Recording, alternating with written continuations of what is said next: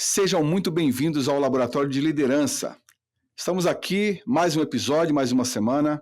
Eu e meus amigos e co-hosts, Ronaldo Miranda, dá um alô aí, Ronaldo, Boa noite, pessoal. e Pedro Kipper, dá um alô aí, Pedro Kipper. Valeu, galera. Boa noite. E hoje nós vamos discutir um tema que é bastante pertinente para o momento que a gente está vivendo aqui de caos no mundo como um todo, não só no Brasil, mas momento de crise, incerteza, etc., que é como tomar decisão estratégica, analisando dados, olhando riscos, etc., e usando toda a informação disponível para tomar decisões mais assertivas. E a gente está encarando um momento super diferente, né, no mundo, e especialmente no Brasil, porque tem essa questão das tarifas, a gente já está com inflação alta, juros da economia básica altos, alguns setores da economia já se estrangulando porque reclamando que não dá para operar, enfim, alta de preço. Cenário lindo. E aí, do nada, nos surge mais uma tarifa de 50% com um dos nossos maiores parceiros, que são os Estados Unidos, que compram da gente café, frango, aço. E eu estava lendo que, por exemplo, uma das empresas que vão ser mais afetadas é o grupo JBS Marfrig, que detém 70% do mercado de carnes nos Estados Unidos. Mas ele importa do Brasil essas carnes para industrializar lá e vender lá. Então ele paga duas vezes, porque ele vai ter que pagar esse imposto de importação daqui e lá porque ele vai ter que aumentar o preço, né, na ponta e isso vai complicar. Num cenário desses, o Ronaldo e Pedro, vocês já passaram por diversos cenários similares, em diferentes momentos, né? Sei lá, em 1998, vocês provavelmente estavam, né, nas empresas tendo que desenvolver mercado também, cumprir meta de vendas, é, enfim, né, desenvolver novos parceiros, aí tem a questão de pagamento, prazo, depois em 2008, e de lá para cá não teve nada tranquilo também.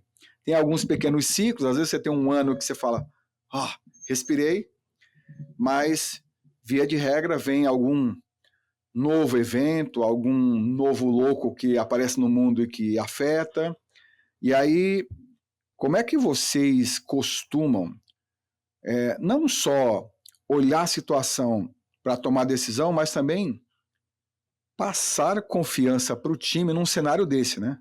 Você está tomando a decisão de lançar um novo produto ou desenvolver um novo nicho de mercado e o time está com a cabeça virada nas notícias que ele está vendo todo dia, no jornal, nas redes sociais, nos portais. Como é que vocês encaram ou qual o processo que vocês recomendam para o empresário tomar decisão num cenário desse, tomar decisão mais assertiva? Então, no Brasil nós temos algumas características do empresário que acabam criando uma dificuldade para tomar decisões, né, nas incertezas. E o Brasil é uma escola de incertezas, né? Eu falo para todo mundo que é a melhor escola para um executivo, para um empreendedor ser treinado, porque a gente sempre está tem alguma surpresa, né? E eu na minha história, comparando outras empresas, outros executivos, eu sempre tive uma leitura muito ruim da capacidade de tomar decisão da maioria dos executivos e empresários brasileiros, porque normalmente eles tomam uma decisão muito emocional, eh, sem consultar dados, sem consultar fontes, sem consultar o próprio time, eles acabam atropelando em função, bate um pânico e eles saem andando de uma forma não estruturada. Isso é uma característica muito típica do empresário e do executivo brasileiro, né. E aí o que acontece é que, quando você faz isso, fatalmente você vai cair num buraco que para sair de lá é mais complicado, né. Então, no meu caso, eu sempre procurei entender bem todos os fatores que estão em jogo, né, fontes externas, internas e obviamente meu time, eu sempre tive um time compromissado e atuante nas tomadas de decisões que eu tinha que fazer. E, por fim, outra coisa que o brasileiro não gosta de fazer é tomar decisão, né? E nós três trabalhamos numa empresa que, para mim, foi a melhor escola de tomar decisão, certa ou errada, que foi a Samsung. Tome decisão, não tenha medo de tomar decisão. E se for errada, você corrige na frente. Agora, não tomar decisão é uma decisão ruim sempre. Então, eu acho que esse é um lado que a gente tem que considerar. Tomar decisão tem dados, o que você tiver, conseguir colher, e tome decisão. E depois, em função da decisão, você pode corrigir a rota. Agora, não tomar decisão ou tomar decisão emocional é a pior coisa que pode acontecer com o negócio. É, eu vejo assim, né, a volatilidade é o novo normal, né. Então hoje, você ter incertezas é parte do negócio, né. Então e hoje você tem a inteligência artificial que te ajuda, né, a traçar cenários, né, que você pode te ajudar, mas traçar cenários não é você ter a certeza de que você vai acertar. Então, eu vejo hoje que é muito interessante nesse mercado, é que você tem às vezes, uma quantidade de dados absurdo que podem te paralisar, né, então pode te travar. Então, e aí eu vejo dependendo do número de empresa, né, então você tem que conseguir achar um caminho, minimizar os seus riscos, né, e e fazer o jogo, né, porque com certeza você não fazer nada, você está perdendo negócio, né. Então, a análise de dado nem sempre vai te dar a certeza, mas vai te dar uma luz, e aí sim, usar a sua experiência, usar o seu feeling para tomar a decisão. E aí o ponto mais importante, cara, a decisão ela tem que ser acompanhada. Se é uma decisão, tomou a decisão, acompanha. Tá errado, para e corrige. Porque você tem que saber minimizar o seu erro. E a correção faz parte do negócio, né. Então, o mercado é volátil, o mercado tá nervoso. Você tem que entender para onde está indo, para onde a sua empresa tem a sua capacidade de ir e tentar entrar, principalmente no mercado de pequena empresa.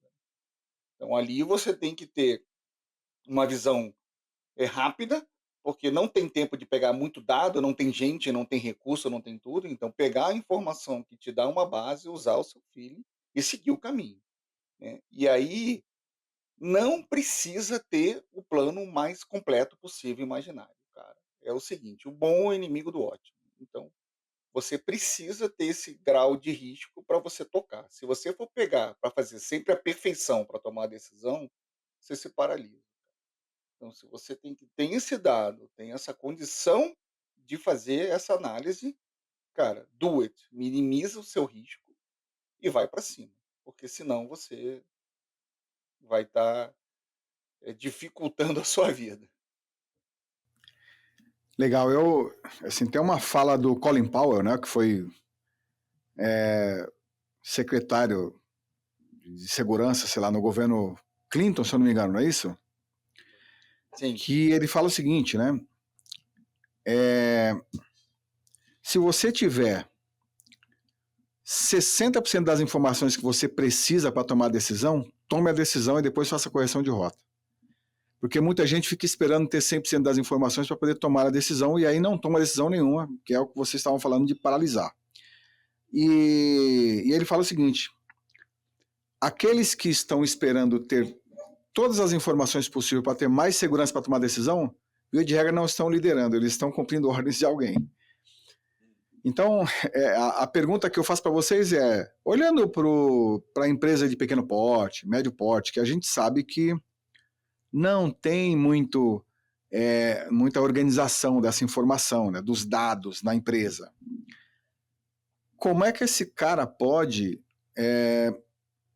vamos dizer assim, se apoiar, né, em ferramentas, como o Pedro falou, AI, etc., para buscar capturar o máximo de informação de mercado, enfim, e tomar decisão, ou buscar apoio de alguém, enfim. É um momento que ou o cara pega sozinho, né, e decide na emoção, como você falou. Eu vou dar um exemplo, num dos grupos que eu participo, semana passada, assim que Papito Trump anunciou os seus 50% de tarifa, o cara colocou no grupo seguinte, falou, olha, eu não sei vocês, gostaria de ouvir de outros empreendedores, mas por aqui nós tiramos o pé do acelerador e vamos cortar todos os investimentos. E eu li aquilo, fiquei na minha. E um outro cara no grupo me marcou e falou, eu gostaria de ouvir a opinião do PC. E aí eu falei, olha, eu entendo que muito provavelmente todos os seus concorrentes estão escrevendo e falando a mesma coisa. E talvez esse seja o momento de você fazer o contrário, ser mais estratégico e botar o pé no acelerador, mas investindo de forma mais assertiva possível. E eu falei para ele, foi um dos momentos de maior crescimento da Samsung, foi lá em 2008, quando todos os outros fabricantes anunciaram corte de funcionários, corte de investimento, fecha a R&D, fecha a fábrica, ela falou, então, eu estou aumentando o percentual meu de investimento em R&D, sei lá, de 5% para 10%, e vou botar o pé no acelerador. E isso trouxe dividendos no médio prazo, né, de market share, wallet share, de inovação, de portfólio de produtos, etc. Mas a pergunta aqui é, como é que esse empresário de pequena e média empresa pode, onde ele pode buscar esse tipo de apoio, entendeu? Para ele poder compartilhar o momento dele e para que alguém ajude ele ou dê um insight para ele tomar decisão. Como é que vocês enxergam isso? É, infelizmente a pequena e média empresa ela não tem nem informação básica das coisas que ela deveria saber dela mesma, né? É o que você falou, eles são muito desorganizados, porque quando você tem pelo menos as suas informações estruturadas ou conscientes, você tem uma capacidade de tomar decisão já um pouquinho melhor. E aí, lógico, você vai olhar seu concorrente, o mercado, o governo, todo o environment que você está inserido e aí você compõe suas informações. E aí, lembrando bem, né, você lembrou bem da Samsung, eu estava na Samsung em 2008, crise mundial, e foi exatamente isso que a Samsung fez no mundo inteiro, e não foi diferente no Brasil. É, a gente praticamente dobrou o faturamento da Samsung no Brasil no ano 2008, porque a gente foi na contramão de todo mundo que estava tirando o pé. Isso é loucura? Não, a gente tinha informação, confiança e capacidade. Então, assim, o pequeno empresário também pode ter essas três virtudes, né? A informação, né? Competência e capacidade de fazer. O problema é que ele não tem informações básicas. É, nós três, na verdade, tivemos aí a oportunidade de prestar consultoria a pequenos empresários há pouco tempo. O pessoal não tem informação básica, não sabe custo, não sabe preço, não sabe margem, não sabe nem como calcula a margem, não tem nenhuma informação de DRE, de fluxo de caixa, de quanto deve para o banco, se o banco está cobrando muito ou pouco, que alternativa de financiamento. São coisas básicas do empresário. E aí complica, né? E aí, voltando à sua pergunta, eu acho que nesse momento eles têm que ter a humildade de buscar recurso externo, buscar profissionais que tenham a capacidade e a competência de ajudá-los a enxergar primeiro o negócio deles. E numa crise é muito mais importante você buscar recurso quando você não tem condição de fazer essa análise. Porque fatalmente você vai sucumbir. É um risco gigante de você destruir talvez anos de negócio porque você não teve a humildade de falar, ó, cara, isso aqui eu não tô senhor eu vou tomar a decisão equivocada. Então acho que a saída claríssima aí é buscar recurso externo. Eu concordo bastante com o que o Ronaldo falou, né, porque as informações básicas te dão uma confiança para você tomar decisão.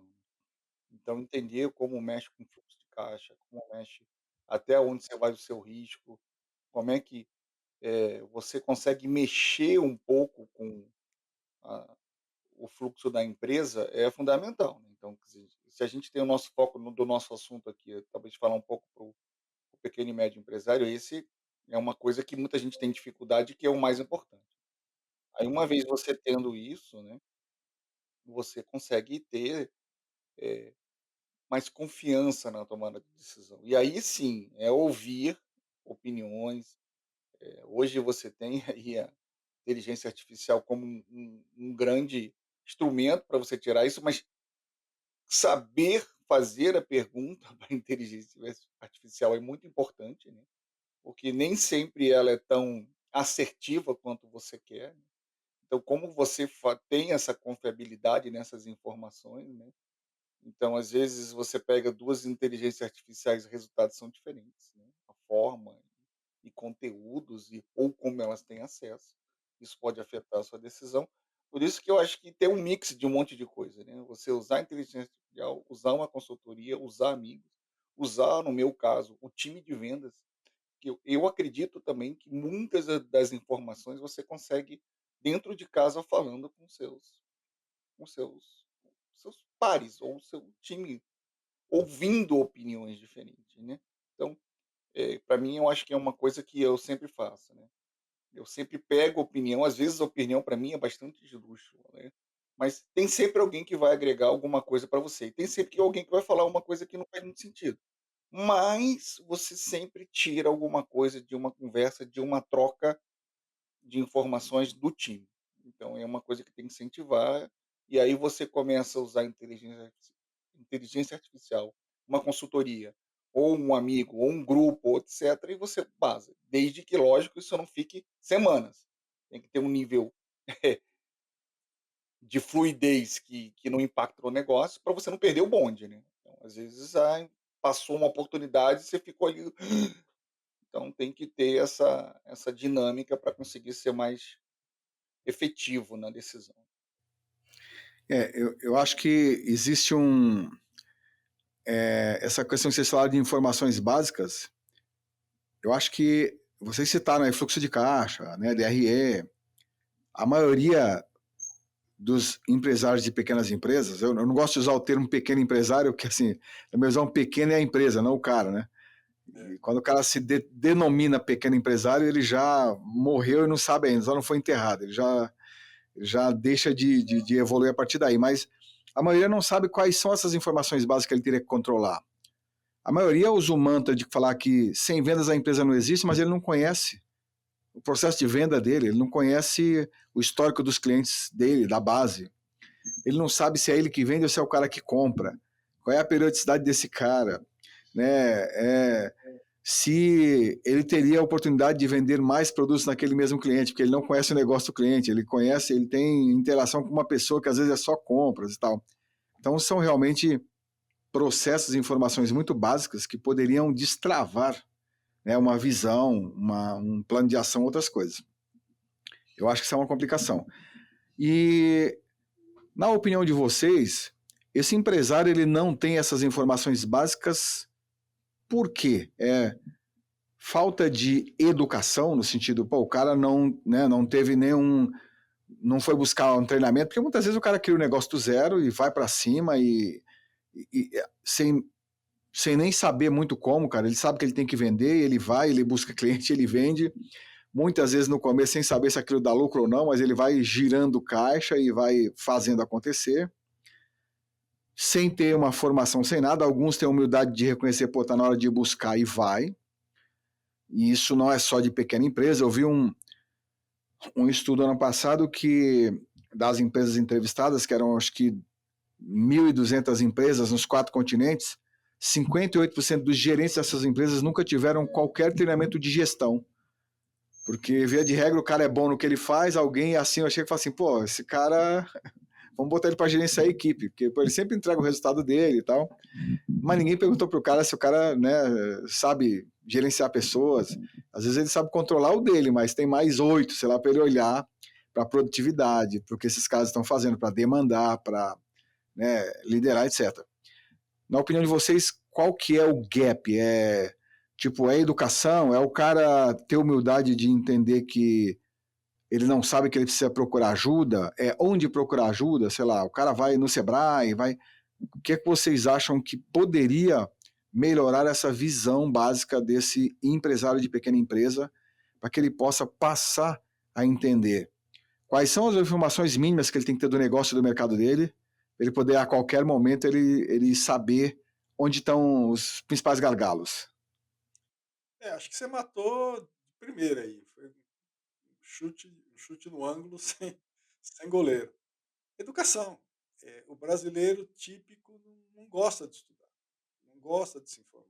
E feliz ou infelizmente, uma boa parte de empresários de sucesso não tem base nenhuma de conceitos de administração, conceitos financeiros, conceitos até de marketing, né, como você falou, de entender o cliente, entender por que ele está comprando, se o cara vende, se ele compra.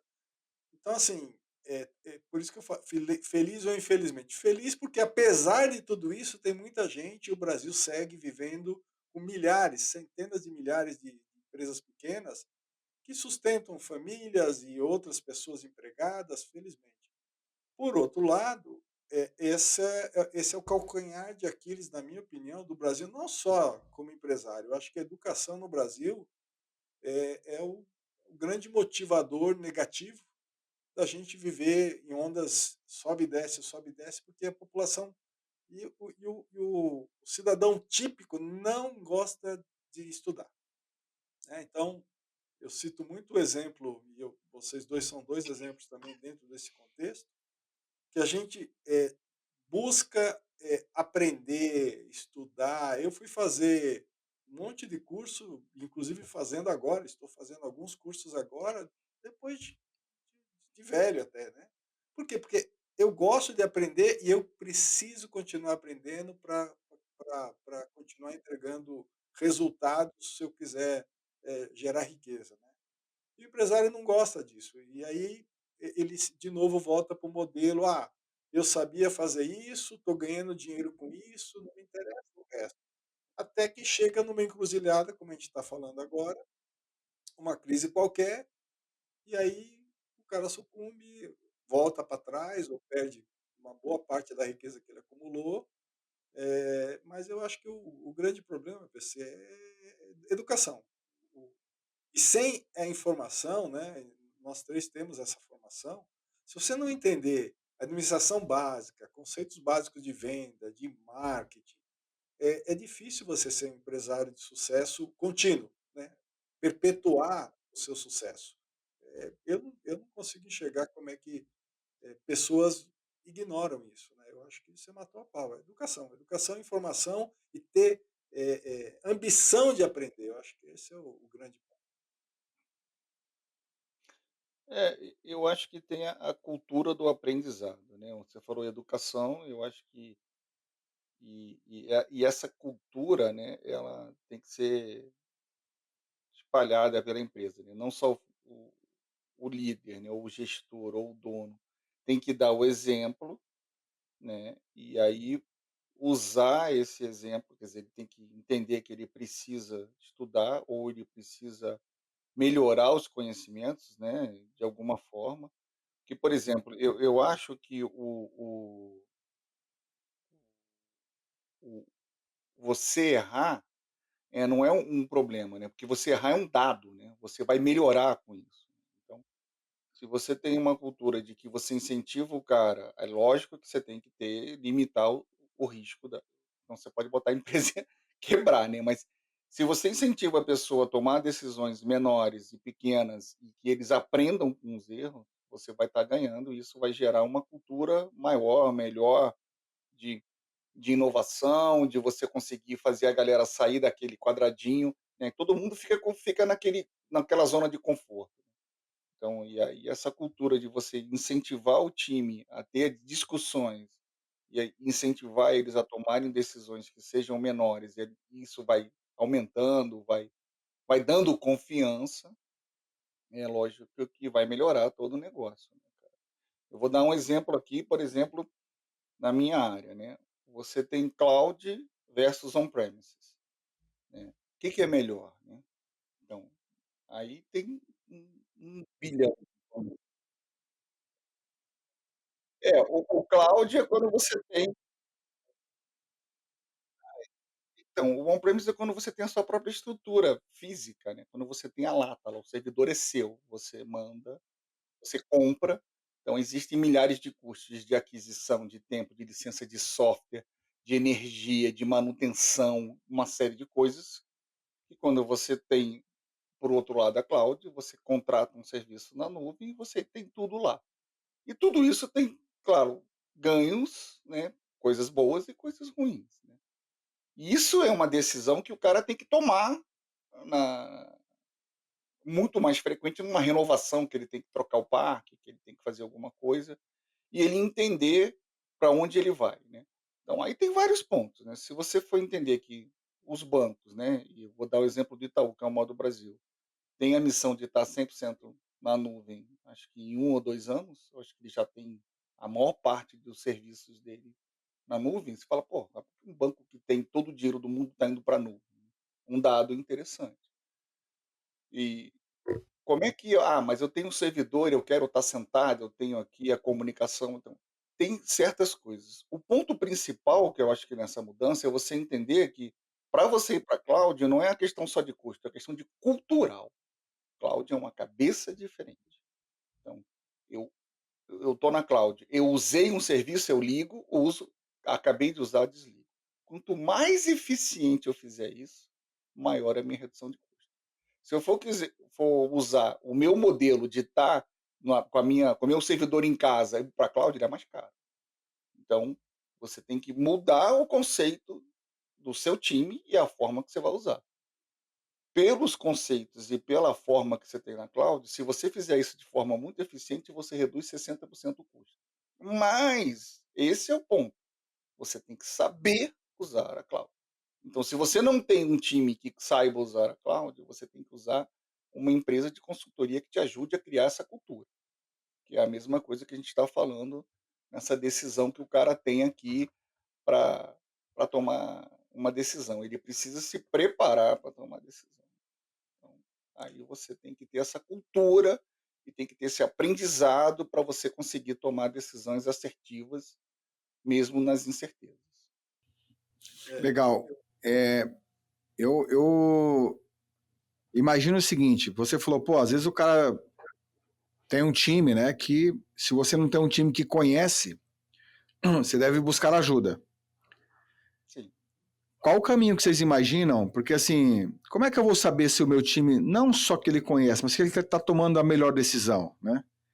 Porque às vezes um time mais técnico toma uma decisão mais apaixonada pelo produto que ele gosta mais, a plataforma que ele gosta mais, que é mais fácil de gerir, que não necessariamente é o melhor para o negócio. O que vocês recomendam para esse empresário ir buscar entender, né? Como eu citei no exemplo de um outro episódio aqui, que no último ano do Setúbal no Itaú, ele falou que ele estudou mais tecnologia do que nos últimos 10 que ele tinha estado ali, porque ele queria entender o rumo que eles estavam traçando para o banco, do que eles estavam falando. Então ele, né, o que vocês recomendam para esse empresário, até mesmo para aquele que tem equipe, para saber, cara, será que eu estou pedindo certo para a minha equipe? Como é que eu vou medir, né, se a minha equipe está buscando a melhor solução? E não só em termos de custo, porque às vezes o cara pensa, não, mas essa daqui custa menos. Tá, mas ela entrega algum valor? Ela, assim, se ela custar a mesma coisa ou um pouco mais que outra, ela entregar mais. Esse a mais significa o quê? Às vezes o cara não tem nem visão, né? Alguém da equipe fala, não, isso aqui é a melhor. Mas por que ela é melhor? O que vocês recomendam que esse empresário busque, né, de orientação, informação, para poder até saber pedir para a equipe também acompanhar, né? é, eu vejo assim, PC, na realidade, né, eu acho que a única forma que você tem de saber disso é você conversar com as pessoas, né, você procurar entender as pessoas, conseguir trocar informações com ela, né? Então, se você tem um time, se você incentiva ele a falar, mesmo que sejam coisas que você não concorda, e você conseguir debater e convencê-los de que existe uma outra forma de fazer e ter um debate, você consegue buscar alternativa, né? Se você é um cara fechado que não ouve ninguém, a decisão é direta, ninguém vai pensar ninguém vai ter o medo de errar, ninguém vai ter, nada, são meros executores de uma coisa certa ou errada que eles nem sabem. Eles estão fazendo porque eles têm a limitação deles. Então, para você abrir o time a ter uma cabeça mais aberta, você tem que ter essa cultura, cara. É uma cultura que você tem que criar. Isso só vai conseguir saber se o cara está fazendo certo ou errado se você conseguir conversar com ele, debater ele, o que tem um certo uma coisa do psicológico, né? Porque para mim o psicológico importa, porque senão o time vai ter medo de errar. E se ele tem medo de errar, ele não vai fazer, cara. Então, Mas eu acho que eu acho que tem um ponto anterior a esse aí. Eu não discordo de nada do que vocês dois falaram, mas tem um ponto anterior que, se vocês lembrarem, a gente teve isso até de forma excessiva em algumas situações, que é o líder ter a visão das necessidades da organização e empurrar a organização para aprender. O que eu falo com isso? Quantos cursos vocês fizeram na vida de vocês, patrocinados pela organização, que você, naquele momento, falou: putz, nem sei porque eu estou fazendo isso? Quantos cursos? Mas a organização sabia. Eu cansei de fazer curso que eu ia lá para os Estados Unidos. Samsung, antes de ser promovido a vice-presidente, eu fiquei 3 semanas na universidade da Samsung, na Coreia. Eu falei: cara, eu com essa idade, 50 anos quase, fazendo curso na universidade coreana, aprendi pra caramba, vocês não têm noção. Na Intel, então, a gente tinha 15 cursos por ano, cara. Ia para os Estados Unidos, ou eles vinham para cá, contratavam. Então, assim, sem querer ir para esse lado mais sofisticado, o empresário de qualquer tamanho que souber que ferramentas ele precisa que o time dele tenha informação, ele tem que estimular, incentivar, patrocinar e até demandar. Eu vou falar que pô, teve curso lá que eu não queria fazer e era obrigatório e acabou. E eu só consegui progredir na minha carreira porque eu fui fazendo. Mas alguém estava me direcionando. Então, para chegar nesse ponto que o Pedro falou, que ele tem absoluta razão, não adianta você ter diálogo com uma pessoa que não tem preparo para discutir. Você chamar um cara lá da área financeira que não sabe o que é um fluxo de caixa, ele é funcionário da área financeira, mas ele não tem estrutura básica, conceitual para discutir com você. Então, o que você falar, ele vai engolir. Então, assim, é um passo atrás. A gente tem que, mesmo que seja numa empresa pequena, estimular, e hoje, é o que o Pedro e você falou, PC, hoje a tecnologia, a inteligência artificial, a internet disponibiliza muito recurso para a gente se autotreinar. Cabe a gente ser estimulado, né? Então, eu acho que hoje o pequeno empresário tem ferramenta que não tínhamos nós no passado, né? Eu tinha que pegar um avião, fazer um curso lá com um monte de americano, cara do mundo inteiro, às vezes, né, ainda me perdia lá com um monte de informação. Hoje não. Essa semana aqui, essa semana eu presto consultoria para uma empresa de segurança da informação que contratou um garoto aí recém-formado em segurança da informação e quer treinar ele para ajudar um monte de processo lá. E o diretor lá falou: Ronaldo, eu queria que você fizesse um plano de treinamento para o garoto. Garoto, ele tem 26, 27 anos. Falei: sem problema, me manda o currículo dele, eu vou conversar com ele e a gente vai fazer um plano de treinamento. Então, a primeira coisa que conversando com ele eu falei: então, como é que você usa as ferramentas de procurar informação? E o moleque já usa tudo que a gente gosta, né, que estimula. Então eu falei: então seu treinamento eu vou orientar, vou dar um pouco de conteúdo, de background, mas eu vou usar essa sua capacidade aí de investigar.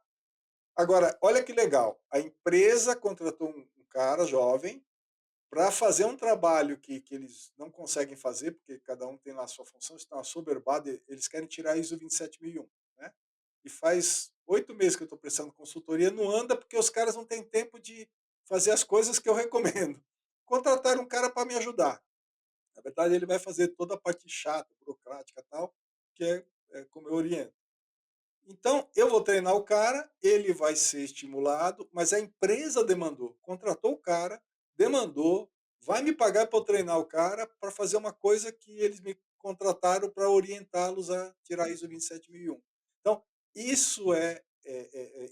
eu acho que é a solução. E aí sim, esse cara, esse diretor, quando sentar com esse menino, ele vai estar treinado. Qualquer coisa que ele falar, o cara fala: ó, eu sei sair por aqui, eu não sei, eu vou buscar. Ele tem repertório para buscar. Então, a cultura de instrução, a cultura de estimular o aprendizado é fundamental em qualquer tamanho de empresa. Eu vou dar um exemplo para vocês por que eu perguntei do tipo, por que eu citei ali no início, que eu acho que o dono, ou enfim, o responsável, né, o executivo responsável pelo negócio, deveria pedir orientação para ele até saber o que pedir, o que perguntar e entender se o time dele está usando as melhores ferramentas ou não. Eu faço parte de um dos grupos de executivos que eu faço parte aqui, estão o executivo top de marketing das maiores empresas da América Latina. Todas. Alguns CEOs, inclusive. Então, eu estou falando de pessoas que têm um orçamento de dezenas, se não centenas de milhões para gastar. Gente das bets está lá, gente, cara, todas. E uma executiva, diretora de um produto global, aí, botou no grupo lá, pô, eu estou tentando fazer X coisa com a AI, o que vocês me recomendam? Eu testei AI e tal. Eu olhei aquilo, fiquei na minha. Veio um outro executivo, que dá consultoria, que já foi CMO e CEO de grandes empresas, e falou, não, usa essa. Aí eu falei, nossa. Aí eu entrei lá e falei, olha, essa recomendada, ela tem esse objetivo específico aqui. Para isso que você está fazendo, ou quer fazer, use essa, que elas têm isso já pré-pronto, na parte gratuita mesmo você vai conseguir, senão ela que você vai pagar sei lá, R$20 por mês e você vai fazer. A mulher tem um orçamento lá de certeza milhões, muitos milhões. E aí ela agradeceu e outra falou assim, pô, tá parecendo um monte de especialista aqui. Na minha visão, ela não é especialista. Vocês deveriam saber disso. Porque os times de vocês estão usando, vocês não sabem o quê, por quê, se é o melhor ou não, se está alinhado com as diretrizes da empresa. Vou dar um exemplo. A minha sobrinha trabalha no Mercado Livre, ela é designer. O Mercado Livre obrigou todo mundo dessa área a usar AI, aprender. E determinou quais. Essas aqui tem que ser usadas. Porque alguém estudou lá e falou, cara, essas aqui são as melhores nesse campo de criação, de automação dessas coisas aqui, então vai produzir mais. Então, se a empresa está dizendo, cara, eu sei o que pode ajudar nessa área e eu vou dar uma direção. Mas também não quer dizer que eu não vou estar aberto a alguém que está executando e falar assim, olha, eu entendi que vocês falaram isso aqui, mas essa daqui, ela ajuda a produzir mais, enfim, ou adiciona no set de ferramentas. Mas quando eu digo do empresário buscar entender um pouco disso que está acontecendo, é para ele saber até pedir. Ele não precisa se tornar um especialista em AI. Ele talvez nem precise saber fazer o melhor prompt, ou saber que ele tem que dar contexto para AI, mas ele tem que saber o que eu peço para quem. Então, pedir orientação e ajuda está muito mais ligado a isso, né?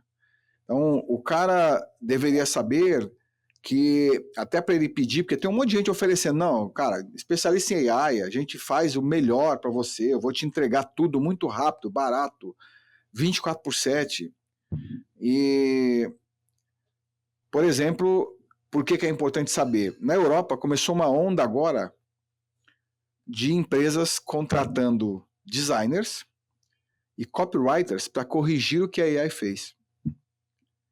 Tipo, os caras, não, produz conteúdo com a AI, põe no site, põe no ar, isso é uma máquina legal, não precisa se preocupar com isso. E aí caiu o engajamento no site, caiu tráfego no site, os caras falam, mas o que aconteceu? Cara, todo mundo percebe que esse texto aí é de AI, assim, não precisa... O mecanismo de busca já não mostra isso aí, porque ele fala, eu vou classificar aqui, né, eu vou colocar lá embaixo. Então, começou uma demanda por copywriters mais experientes, jornalistas e tal, que conseguem olhar e falar, putz, isso que está escrito aqui não tem nada a ver com a cara da tua empresa, né, com o brand, etc. Então, começou um pequeno movimento. E aí, essa semana também teve uma discussão semana passada, né? Todo mundo fala, pô, a AI vai substituir os programadores e tá, né? E o programador com AI produz muito mais. E aí fizeram um estudo e em 3 meses constataram que, na verdade, o programador usando AI, ele ficou 19% mais lento. Ele produziu 19% a menos do que ele produzia num período normal usando a inteligência artificial. É legal olhar o contexto inteiro, todo o relatório para entender melhor, mas começam a quebrar-se esses mitos de que, cara, eu vou substituir a empresa inteira por uma AI. Eu vou substituir todo o corpo executivo pelas AIs e está tudo certo. Eu vou criar um conselho estelar, né, com Steve Jobs, Aristóteles e mais Odin para poder me ajudar na tomada de decisão. Então, quando eu falo não que o dono do negócio não possa usar, mas que ele tente entender para ele ter um pouquinho mais de contexto também e falar, pessoal, olha só, a gente precisa montar um plano aqui, né, baseado nisso. Como é que a gente faz? E aí trabalhar junto. Então, até mesmo para poder olhar se o resultado produzido pela AI tem coerência, o cara precisa ter uma noção, né? Então é nesse sentido que eu quis dizer, Pedrão, entendeu? Desse empresário, ele tem que conversar com a equipe, claro, mas até para ele saber se o que ele está conversando tem coerência, é importante ele se inteirar também, né, do que a equipe poderia usar de ferramenta, se está usando as corretas. Então, a tomada de decisão, que a gente falou bastante aqui, passa por diversos fatores, né? Então, a gente falou de educação, do cara ter dados básicos e saber quais são os dados básicos que ele precisa ter no dia a dia da gestão para ele poder, a partir dali, saber até como pedir ajuda, né? E entender contexto do que ele precisa para poder pedir melhor para a equipe. Então, esse empresário ele precisa também revisitar um pouquinho a forma que ele pensa, que ele enxerga, etc. Porque senão, como o Ronaldo falou, fica tomando decisão na emoção e seguindo o fluxo que sempre seguiu, porque falou, esse é o caminho conhecido, é o que eu já sei. Eu ouvi isso recentemente de um empresário que é bastante tecnológico, tá? Não vou reinventar a roda. E não precisa, é verdade.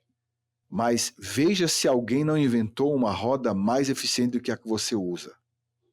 Com maior durabilidade, de um material diferente, se ela tem mais adesão ao solo ou não, que te permita andar mais rápido.